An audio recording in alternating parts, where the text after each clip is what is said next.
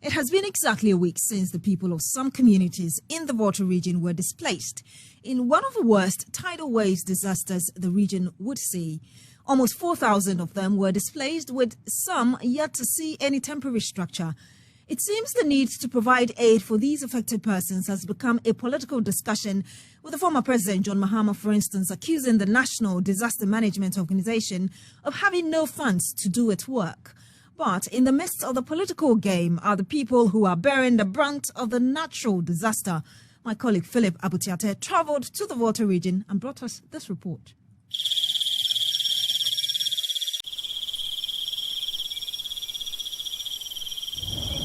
It's a few minutes after 6 p.m. and I am here at Sarakope in the Keta Municipality. I see women, children and men obviously devastated and gathered in groups, looking on in disbelief at what has become of their homes and with nowhere to lay their heads. The sounds of mosquitoes and flies seem too loud not to be heard. 16-year-old Etonam, a high school student, recalls how the tidal surge took over their homes unexpectedly. The last time we slept in the house, like around 4 that then the tidal wave started coming. My grandmother was sleeping.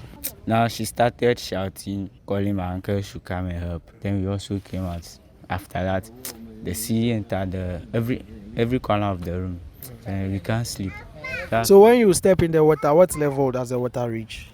Like, your knee? Yeah, above my knee. Above your knee level? Yeah. And the things in the room, were you able to salvage them or did the water take them away? The water take them away.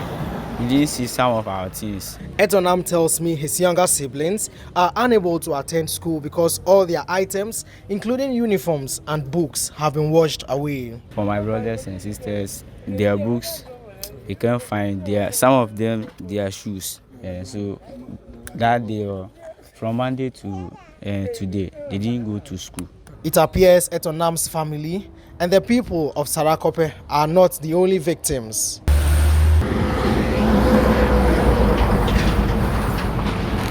I travel to Kejikope, which is about 3 kilometers from Keta, the district capital. Here, the entire community has been submerged and detached from adjoining communities. To help me appreciate the extent of damage, the assemblyman for the area, Amenyo Koshiga, in the company of 2 other men, takes me round in a boat to tour what now looks like a lake that has taken over the place, which hitherto used to be people's homes and farms.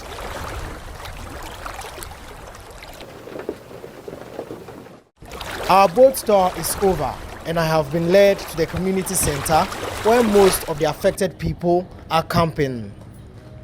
The wife of the chief fisherman, Anastasia Ekpa, who is a dressmaker, says the community center, which has been converted into a residential facility, houses over 80 people of diverse genders, ages, and from different households. She's appealing to authorities to come to their aid. Community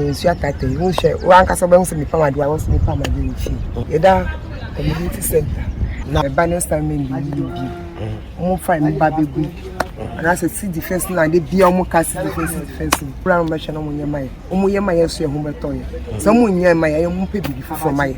Any baby, I ain't saying I better answer. Into Munya, another side to myself. Almost see you are my to sell. Cotters and a bangalubia, any bit here a shackle. So swing by and high.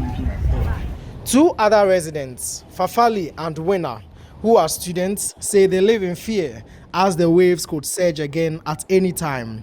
They lament their academic activities have been grounded to a halt. How things are, it's made our parents not to go to work, always at home. How to even get food to eat too, it's a problem for us. So we are sleeping in the community center. Actually, we are about 10 households.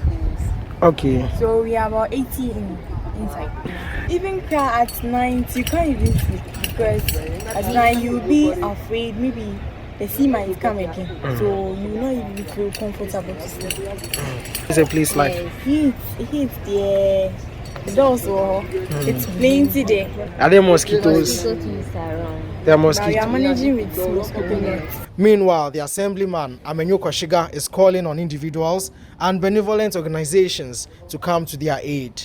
He says their sources of livelihood and all basic amenities in the area have been destroyed. So we are praying to government as they come through NADMO to come to the aid of the people, especially with relief items, shelter. The people need shelter.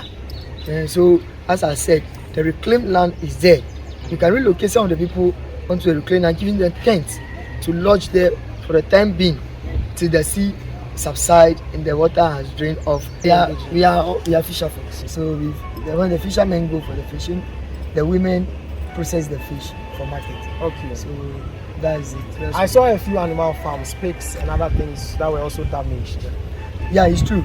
A lot of other businesses apart from the fishing. Some people having poultry of duck, some having poultry of fowl, Okay. some having sheep, goats, animal husbandry. They've lost their businesses because some of them the sea have carried some of their animals away. Martin Alobu, a resident, is not only worried about the lack of transparency in the distribution of relief items. He also bemoans what he alleges to be the distribution of expired food items to the community. He says, but for the timely intervention of some vigilant youth, a truckload of the expired consumables would have been distributed. They come in to supply us food and stuffs, but some of the foodstuffs, some brought in. The date on it was expired yesterday. So what kind of food stuff? oh, they only brought in some tea, beverage, and some biscuits, some snacks. And I also learned they had some rice and other stuffs in a big van elsewhere. Until I rose the alarm that the foodstuffs they are sharing now. The children and most of the indigenes were aligned, taking it, sipping it already. You see, until I rose the alarm. You know, and even as I am talking to you now, some of the indigenes, my own community people, are very angry and are sort of at loggerheads with me. Why? Because they are saying that I've taken their aid away from them because we stopped those food not to be shared. You see, so our assemblyman came in. And he also attested that no, the food they brought in has expired. Moreover, they didn't contact the assembly municipal chief executive before they came in with the staff. They just came in and started sharing because they know we are in need of. He is also worried about potential electrocution and wants the Electricity Company of Ghana to come in and disconnect all live cables. This tidal waves that came in, it has to do with water, as we can all see. And we also have electrical cables in our community and in our house. And probably the tidal waves that has befallen us, as it rises, automatically it could get in touch with a naked wire somewhere. And that can also cause a whole lot of mess. But the above would not be the only challenge the affected communities have had to face. The Assemblyman Amenyo Kwashiga says that the school in the area has been shut down until the environment becomes conducive for teaching and learning, as the school was submerged. Touching on how a possible recurrence could be averted, he said the construction of a port in the area will ensure that people do not settle close to the sea. The port is going to be the best solution, the long-lasting solution to The Keta port. Because with the port, a lot of land is going to be reclaimed, so the land will be stretched from this area. So maybe you have about 1 kilometer or 2 kilometers of land reclaimed from the sea before the defense is made, before the port is in. If not that, if it should be a sea defense wall or a sea defense belt or a groin, whatever it's going to be, there should be some kind of excavation works to tame the sea. At Angloga and other communities, Church buildings and classrooms are being used to house the displaced individuals. Some affected residents described the situation as dire and a ticking time bomb, with a propensity to degenerate into a more serious humanitarian issue unless the government does more to mitigate the situation. Reporting from Keta in the Volta region, I am Philip Abutiate for Asaase News.